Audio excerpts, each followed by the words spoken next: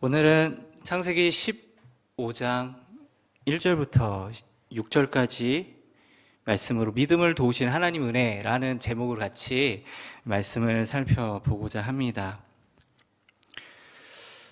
기독교 신앙을 떠받치고 있는 이 기독교 신앙을 이루는 가장 핵심, 이 기독교를 버티고 있는 기둥과도 같은 것이 있다면 그것은 믿음이라고 말할 수 있을 것입니다. 기독교 신앙은 믿음으로 시작하고 믿음으로 지켜서 유지되고 또 믿음으로 약속된 하나님의 나라의 그런 열매를 또 맛볼 수가 있는 것이죠. 따라서 기독교 신자에게 이 믿음이 없으면 기독교 신앙을 아예 시작할 수도 없고 지켜서 유지하는 건 더더욱 할 수가 없고 하나님 나라를 상속받는 것은 불가능한 것입니다. 그래서 이 믿음에 대해서 이해하는 것, 그리고 그 믿음을 우리가 가지는 것이 너무나 중요하고요. 저 같은 설교자들이 말씀을 전하는 이유 중에 가장 중요한 목적 중에 하나가 바로 이 말씀을 들으시는 여러분들이 믿음을 가지고 지키고 유지할 수 있도록 하기 위해서 설교하는 것이 굉장히 매우 저와 같은 설교자가 가지는 그런 기능 중에 가장 중요한 기능이라고 볼 수 있는 것이죠.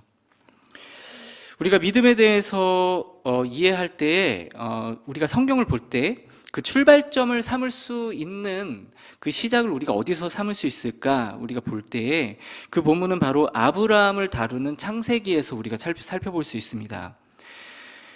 우리는 흔히 이 아브라함을 믿음의 조상이라고 부릅니다. 우리가 아브라함을 믿음의 조상이라고 부르는 이유는 로마서 4장에서 중요하게 다루고 있듯이 이 믿음을 따르는 참다운 하나님 나라의 백성인 참 이스라엘의 그 시작점이 바로 아브라함으로부터 시작이 되기 때문에, 그래서 아브라함이 우리의 믿음의 시작이었다, 믿음으로 하나님 나라의 백성이 된 그런 시작이었다라는 그런 이유로 가장 우선되는 이유가 바로 이것이라고 말할 수 있겠지만, 오늘 우리는 그것뿐만 아니라 믿음이 시작되고 유지되고 하나님 나라를 얻는 그런 믿음에 관한 모든 일체의 내용이 바로 이 아브라함 본문에서 발견되기 때문인 것입니다. 그러니까 한마디로 아브라함에 관련된 이 사건과 아브라함과 관련되어 있는 이 창세기에 나타나 있는 본문의 내용은 그냥 아브라함에 그치는 것이 아니고 우리들, 그러니까 똑같이 우리의 믿음의 조상인 아브라함을 따라서 신앙생활을 하고 있는 우리들의 모델이라는 거죠. 샘플이라는 거예요. 샘플.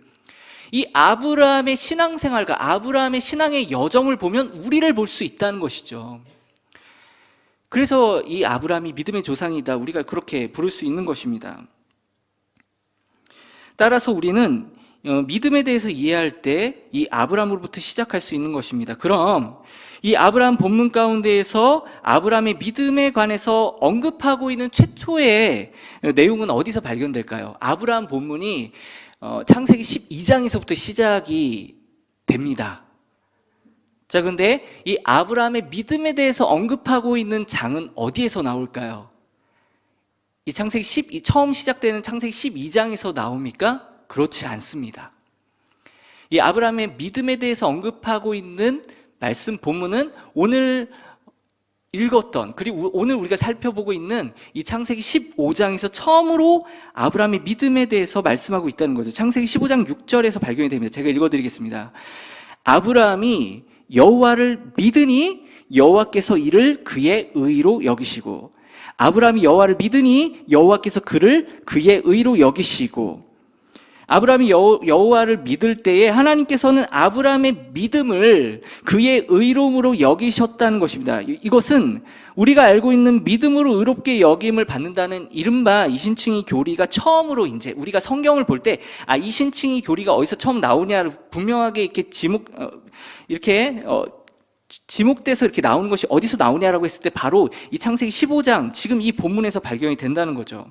근데 이상한 게 있습니다. 사실상 여호와께서 아브라함의 믿음을 보시고 의롭게 여기시는 이른바 이 칭의, 하나님 의롭다 여기셨다라는 이 칭의 사건이 15장에서 발견이 되는데, 우리가 창세기 말씀을 볼 때에 이 아브라함의 기록에 대한 내용은 오늘 15장에서 처음 나오는 게 아니고 12장에서부터 이미 14장까지 그 앞에 있는 내용에서도 아브라함에 대한 기록들이 이미 있어 왔다는 거예요. 그런데 그때까지는 아브라함의 믿음에 대한 그런 말씀이 없다가 15장이 되어서야 이 아브라함의 믿음을 보시고 그의 일을 여기셨다라는 말씀이 나왔다는 거죠. 우리가 이걸 그냥 흘려보낼 수도 있지만 이걸 붙잡고서 이게 왜 그럴까를 우리가 생각해 봐야 됩니다.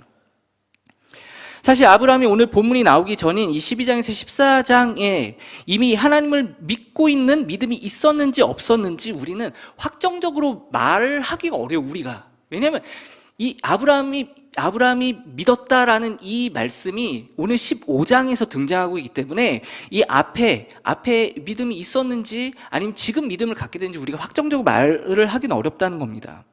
근데 따지고 보면 아브라함이 고향과 친척 아비집을 떠나서 하나님이 부르실 때에 하나님이 지시할 땅으로 갔던 것, 이것은 믿음의 행위로 볼 수 있을까 없을까요? 이것도 믿음의 결단이 없으면 이거 못하는 거죠.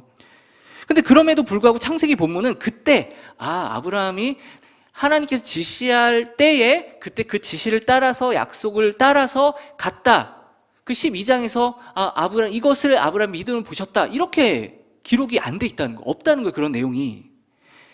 그러고서 오늘 이제 15장에 와서야, 굳이 오늘 15장이 들어와서야 아브라함의 믿음을 언급하고 있습니다. 그렇다면 우리가 해야 될 것은 왜 그동안의 아브라함의 행동을 언급한 장이 아니라 오늘 이 15장에 와서야 아브라함의 믿음을 언급하고 있는지 우리는 무엇을 해야 되냐면 본문 속에서 그 이유를 발견을 해야 된다는 겁니다. 분명 의도가 있거든요.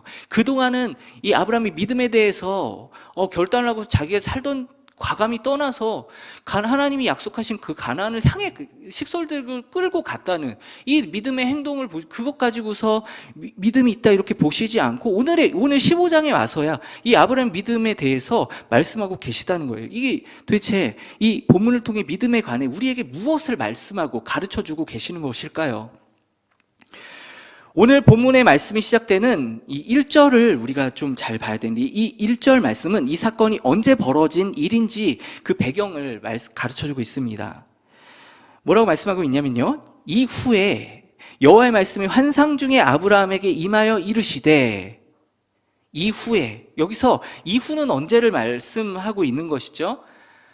보통은 그 전장의 사건에서 이렇게 연결이 되겠죠. 뭐 아닐 때도 있습니다. 근데 바로 이 14장, 그 전장인 14장에 나오는 내용은 뭐냐면 아브라함이 자기 조카 롯이 잡혀갔을 때에 그때 그 조카 롯을 구출하는 사건이 벌어진 그 뒤의 일입니다. 그러니까 아브라함이 창세기 12장에서 처음 하나님께서 부르시죠. 하나님에 있을 때 하나님께서 부르심을 받았던 그때의 나이가 75세입니다. 아브라함에게는 이 본토 친척 아비집을 떠나서 너에게 지시할 땅으로 가라. 너에게 땅과 자손과 복을 주겠다. 내가 너를 복이 되게 하겠다. 이렇게 하나님께서 부르실 때 아브라함은 선명한 하나님의 음성을 들었습니다. 그래서 그 선명한 음성을 듣고 확신을 가지고 그 말씀을 따라 과감하게 움직인 거예요. 그래서 자기를 둘러싸고 있었던 모든 그런 터전과 모든 조건을 과감하게 버리고 하나님이 지시한 곳으로 옮겼던 것입니다. 자, 그런데 그 뒤에 어떤 일이 일어났습니까? 하나님의 약속을 듣고서 하나님께서 자손도 주고 땅도 주고 네가 복이 되게 하겠다, 너를 통해 복을 주겠다라는 그 약속을 듣고서 너무 기쁜 나머지 옮겼을 때에 어떤 일이 벌어졌습니까? 일이 순조롭게 척척척척 잘 진행됐습니까? 그런 일은 일어나지 않았습니다. 그런 일이 일어나지 않았어요. 그에게 땅이 생겼습니까? 아닙니다. 그는 여전히 객이었습니다. 자손이 생겼습니까? 자손도 없었습니다. 그는 여전히 이방인의 땅에 거주하는 나그네였고 아내인 사라에게는 임신에 관한 아무런 소식도 들리지 않았어요.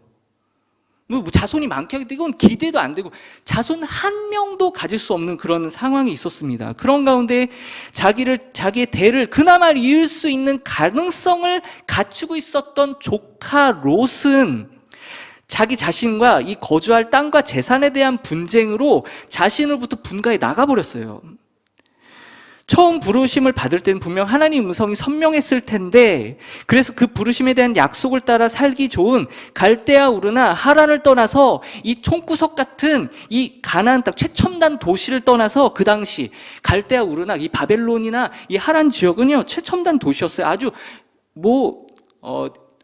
육상 그 도로망이라든지 이런 것들이 굉장히 잘 연결되어 있었던 그 당시에 최첨단 도시였습니다. 근데 그걸 버리고 가나안 땅 총구석에 온 거예요. 잘 개발도 안 되는데.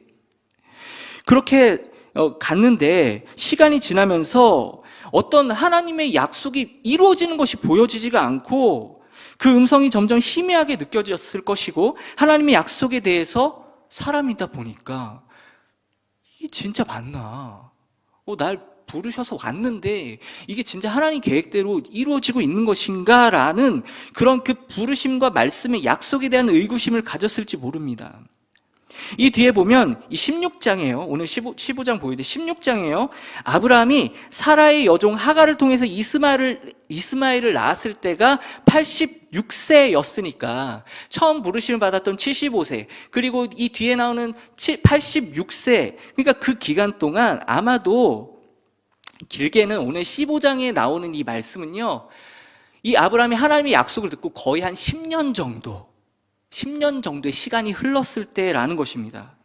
여러분 한번 생각해 보셨으면 좋겠습니다. 하나님께서 여러분을 부르시는 감격적인 부르심을 경험한 뒤에 한 10년간 거의 그 처음 부르셨던 그 생생한 하나님의 음성과 부르심과 약속이요 끊어져 버렸어요. 어떤 음성도 없습니다. 나는 그 약속 믿고 왔는데 제대로 되어지는 일이 없어요. 가나안 땅 가서 갔는데 거기 기근이 와버렸습니다. 지금 아브라함이 이런 일을 겪고 있는 것이죠. 하나님으로 감격하지 못하는 시간을 10년, 중간에 물론 이 롯과 결별할 때, 헤어질 때 하나님께서 동서남북 바라봐라, 내가 땅과 자손 복을 주겠다 한번 말씀하시긴 하셨어요. 근데 그거 말고는 없었다는 거예요. 그 약속이 조금도 진척이 없는 그런 삶의 나아짐이 없이 10년의 시간을 보낸다고 우리가 생각해 봅시다. 1년 365일도 하나님의 음성이 없으면 버티지 못할 것만 같은데, 무려 10년의 시간 동안 하나님이 약속하신 그 약속이 조금의 진척도 없는 거예요. 자녀에 대한 소식도 없고 아무것도 없는 겁니다. 그 약속을 기다리고 버티다가 기근이 들어서 애굽에 가보기도 하고, 그나마 후사로 생각했을지 모르는 롯은 자기와 재산 분쟁으로 독립을 선언하고 분가를 해버렸습니다. 그나마 분가한 롯이 그냥 잘 살면 괜찮은데 또 근심시키는 그런 일이 벌어진 거예요. 롯이 잡혀간 거예요. 또 그것 때문에 그거 뒤치덕하려고 318명 데리고 가가지고 그 와중에 자기가 자기 목숨을 걸고 가서 롯을 구해오기도 하고, 이런 일들이 벌어진 것입니다. 아브라함은 이렇게 거의 10년 동안 소망을 가지고 왔는데 절망으로 바뀌고 기대에서 좌절로 바뀌는 시간을 보냈다는 거예요. 오늘 이 15장은요, 오늘 하나님께서 아브라함에게 나타나신 것은 바로 이러한 상황 가운데 나타나신 겁니다. 하나님의 부르심과 감격과 선명한 말씀이 희미해졌을 때쯤, 그래서 아브라함이 하나님의 약속에 대한 기대와 소망이 끊어질 것 같은 그 순간에 오늘 말씀 15장에서 하나님께서 아브라함에게 환상 중에 나타나셨다는 거예요. 우린 그냥 성경으로 읽으니까 하나님이 자주 등장하시는 것 같은데 그렇지 않습니다. 하나님 아무 때나 나타나지 않으세요. 성경에 보면은 정말 간만에 오랜만에 하나님께서 이 아브라함에게 거의 10년 만에 이렇게 한번 나타나셨다는 거예요. 소망이 끊어질 그 순간에. 그리고 환상 중에 나타나셔 무슨 말씀을 하셨어요? 어떤 말씀하셨습니까? 1절에 보니까 아브라함아 두려워하지 말라, 나는 너의 방패요 너의 지극히 큰 상급이니라 라고 말씀하셨습니다. 하나님께서는요, 아브라함의 심정을 알고 계셨어요.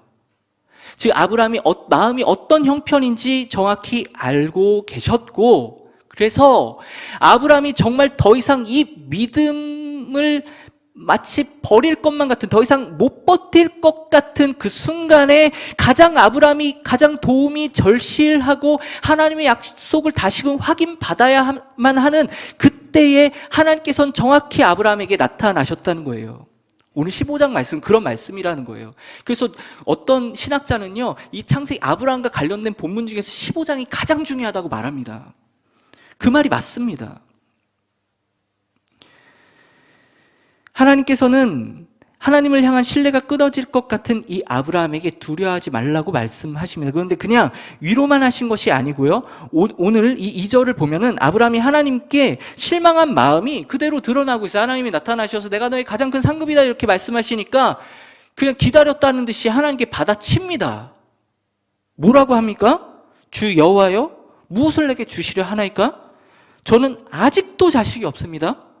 제 상속자는 그냥 제 종 엘리에셀이다 시켜주십시오.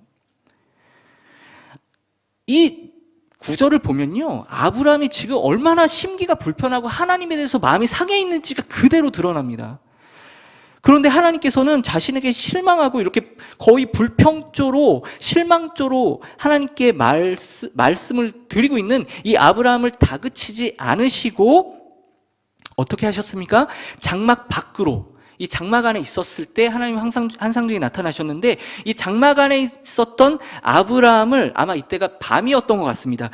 밖으로 끌고 나와서 하늘의 별을 보게 하셨어요. 하늘의 별을. 그리고 이 하늘의 별을 보게 하시면서 너의 자손이 이 하늘에 펼쳐져 있는 이 하늘의 별처럼 셀 수 없이 많게 되리라고 다시 한번 약속해 주신 거예요. 그렇게 약속해 주셨어요. 얼마나 좋습니까? 하나님은 그냥 약속하신 게 아니고 자, 동서남북 바라봐라, 눈으로 보게 하시고 하늘에 있는 저 무수한 별들을 바라봐라, 너의 자손이 이와 같을 것이다 라고 하나님께서 아주 구체적 시청각자를 보여주시면서 하나님이 그렇게 약속하셨다는 거예요. 그러니까 자, 이게 굉장히 중요한데 오늘 6절이 되게 중요한데요. 그때 6절에 보니까 어떻게 했죠? 아브라함이 어떻게 반응했습니까? 아브라함이 여호와를 믿으니, 이 하나님께 빈정대면서 내 종 엘리에셀에게나 하나님 다메섹 엘리에셀에게나 자손을 그 기업을 이어주십시오 이렇게 빈정댔던 이 아브라함을 불러서 너 잠깐만 나와봐라, 저기 밖에 한번 보자, 하늘 한번 보자, 별들이 보이지, 너희 자손이 이와 같을 것이야 라고 하나님께서 이 아브라함을 달래시고 설득하시고 다시금 약속하실 때 아브라함이 어떻게 반응했다고요? 아브라함이 여호와를 믿으니 라고 이렇게 반응했다는 거예요. 그러니까 여호와를 믿었다라고 하니까 하나님은 그의 믿음을 의롭게 여기셨다라는 거예요. 그뿐만 아닙니다. 오늘 본문 6절 이하에 나오는 말씀을 통해서 하나님은 그냥 하늘만 보여주신 것이 아니고 하나님 아브라함에게 언약을 맺으십니다. 이 15장 그 이후에 7절 이하의 말씀은요, 하나님이 아브라함과 은혜 언약을 맺으시는, 그 맹세 언약을 맺으시는 그런 내용이 나오는데, 이렇게 너 고기 쪼개놓고서 그 기다리고 있어라 이렇게 하면서 그 아브라함이 잠들잖아요. 잠들 때 갑자기 이 불이 타는 불이 그 쪼갠 고기 사이를 지나갑니다. 이 불은 누구냐면 하나님이세요. 하나님.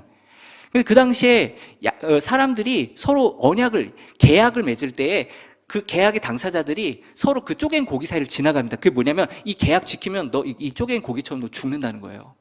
근데 아브라함이 잠이 들고 하나님만 지나가시는 거죠. 이게 무슨 말입니까? 바로 하나님께서 이 아브라함에게 약속하신 내가 너에게 반드시 자손과 땅과 복을 주겠다라는 그 하나님의 약속을 자신의 생명을 걸고, 자신의 목숨을, 그럴 필요가 없는데 자신의 목숨을 걸고 그 쪼갠 고기 사이를 지나가셨다는 거예요. 이게 하나님께서 아브라함에게 맺으신 일방적인 그런 언약이에요. 아브라함은 조건이 없어요. 너는 무엇을 하면 내가 너에게 주겠다 이런 조건이 없습니다. 그냥 일방적인 하나님의 언약인 것이죠. 그리고 그 이후에 17장 가보면, 그 뒤에 17장 가보면요, 아브라함에게 할례를 행하게 하십니다. 이 뭡니까? 할례가 뭡니까? 할례는 고통스러운 그런 거로 보일 수 있지만, 할례는 이 남자의 생식기의 표피를 잘라내는 것입니다. 그래서 뭐냐면, 하나님께서 이렇게 땅과 자손과 복을 주겠다, 내가 너에게 하나님의 나라를 주겠다라는 그 약속을 몸에다 새겨주신 거예요. 그러니까 이 사람은 자기 몸에 할례를 행한 것을 볼 때마다 하나님께서 나에게 이 약속을 하셨다는 것을 몸에 새겼기 때문에 너무나 확실한 거죠. 하나님이 그렇게까지 확실하게 내가 너한테 약속한 내가 확실히 준다, 이거 약속하셨다는 겁니다. 그러고서 그 뒤에 21장 1절에 보면 아브라함이 나이 100세가 되었을 때 드디어 하나님이 약속하신 후사인 이삭을 아브라함에게 주심으로 하나님이 약속하신 것을 반드시 지키시는 하나님이심을 나타내 보여주셨죠. 그 뒤에 우리가 믿음을 가지고 살아가는 것도 이 믿음의 조상, 지금 우리가 살펴보고 있는 이 믿음의 조상 아브라함의 예와 너무나 똑같습니다. 우리가 하나님을 잘 믿을 수 있는 어떤 성품을 타고 난 것이 아닙니다. 누군가는 그런 사람이 있어요. 되게 잘 속는 사람, 잘 믿는 사람, 그런 사람도 있죠. 근데 그런 사람이 하나님을 더 잘 믿는 건 아니에요. 그리고 지금 설교하고 있는 저 같은 경우는요, 저는 성격 유형상 되게 무신론자가 되기 쉬운 저는 기질을 가지고 있습니다. 잘 못 믿어요. 뭐 사람도 그렇고 봐야 믿는 그런 저 같은 사람은 그러면 신앙을 가지기 어려울 텐데 그게 아니라는 거예요. 하나님의 약속을 본래 우리가 성품을 타고난 것이 아니라 본래 하나님을 믿을 수 없는 우리들에게 하나님께서 찾아오시고 만나주시고 말씀하시고 약속 주시는 은혜를 주셔서 우리로 하여금 믿을 수 없는 우리들이 믿을 수 있도록 하시기 때문에 우리가 비로소 하나님을 믿는다는 것입니다. 그러나 우리가 경험하듯이 하나님은 우리를 매 순간 하나님이 느껴지도록 만나주시지는 않습니다. 왜 그럴까요? 바로 우리의 믿음이 더 이전보다 잘하도록 하시기 위해서입니다. 여러분들 아기들 아시죠? 아기들 이렇게 깐난쟁이 아기들 이렇게 누워서 엄마 아빠가 있다가 사라지면 울잖아요, 그죠? 근데 아기들은 그렇대요. 엄마 아빠 이렇게 보이다가 빵긋빵긋 웃다가 사라지면요, 그냥 엄마의 존재가, 아빠의 존재가 그냥 이 세상에서 사라지는 것으로 생각한답니다. 없어진다고 생각한대요. 그래서 너무 무섭고 두렵고 그래서 우는 것이죠. 다시 나타나면 또 빵긋 울고 깨를 웃고 이러는데요. 자, 그렇게 아이가 성숙하잖아요. 그러면은 성숙하면 이 아이가 엄마 아빠가 같이 있다가 사라져도 엄마나 아빠가 이 세상에 그 존재가 사라진다고 생각하지 않습니다. 잠깐 어디 갔겠지. 다시 올 거야. 그럼 믿음이 생긴다는 거예요. 우리 초신자도 그렇다고, 초신자 생활도 그렇다는, 우리 믿음이 없을 때. 그래서 보면은 우리가 초신자 때 하나님께서 되게 깊이 자주 만나주시는 그런 경험들을 우리가 보통 합니다. 근데 우리의 신앙이 자라면 자랄수록 그런 빈도가, 어떤 깊이 뜨겁게 만나는 그런 빈도가 때로는 줄어드는 것처럼 보여요. 왜 그렇죠? 그럴 필요가 없기 때문에 그런 거예요. 우리 믿음이 더 자랐기 때문에, 하나님에 대한 신앙이 우리가 옛날 깐난쟁이 애기였던 신앙에서 더 우리가 자랐기 때문에, 그래서 하나님께서 그렇게 하실 필요가 없다는 것이죠. 그럼에도 불구하고 하나님이 또 나타나시지 않으면 우리는 연약하기 때문에 견뎌낼 수 없어요. 그러니까 하나님은 우리가 정말로 하나님이 간절하고 필요할 때, 다시금 하나님의 약속이 우리에게 필요할 때에 우리에게 감격적으로 나타나 주시고 말씀해 주시고 우리에게 다시금 하나님의 약속을 재확인시켜 주시고 확증시켜 주신다는 거예요.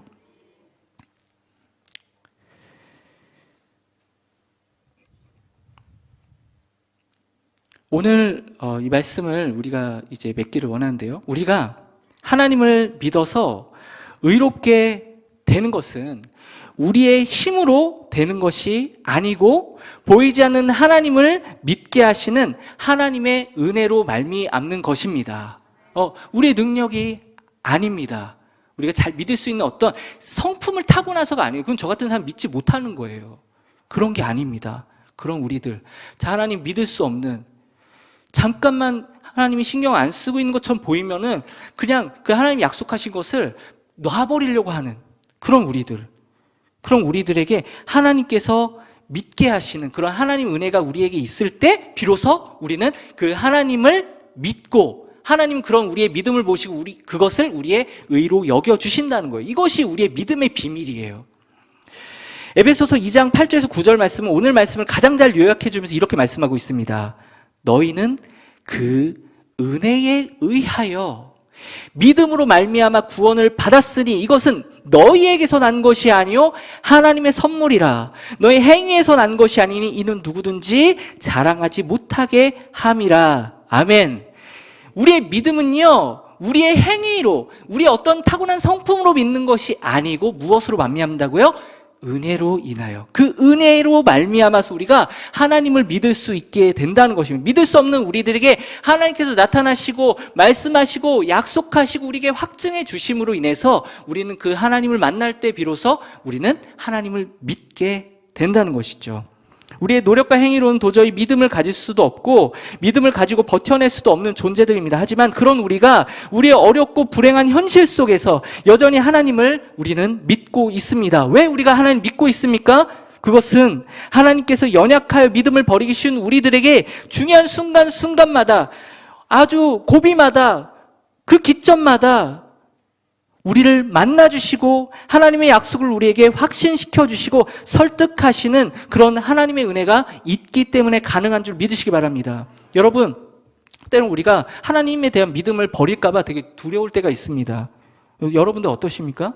여러분들에게 은혜로 믿음을 주신 하나님께서는 여러분들에게 주신 그 약속에 대한 믿음을 잃어버리지 않도록 우리를 도와주실 거예요. 우리를 도와주실 것입니다.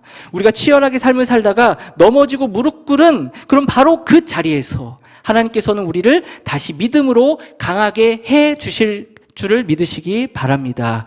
우리 안에 이 은혜로 착한 일을 시작하신 하나님께서 그리스도 예수의 재림의 날까지 우리가 믿음을 지키면서 마침내 승리할 수 있도록 도와주실 것입니다. 그런 은혜가 저와 여러분들에게 그리고 제6여전도의 회원님들 가운데에 있으시기를 주님의 이름으로 축원드립니다. 아멘.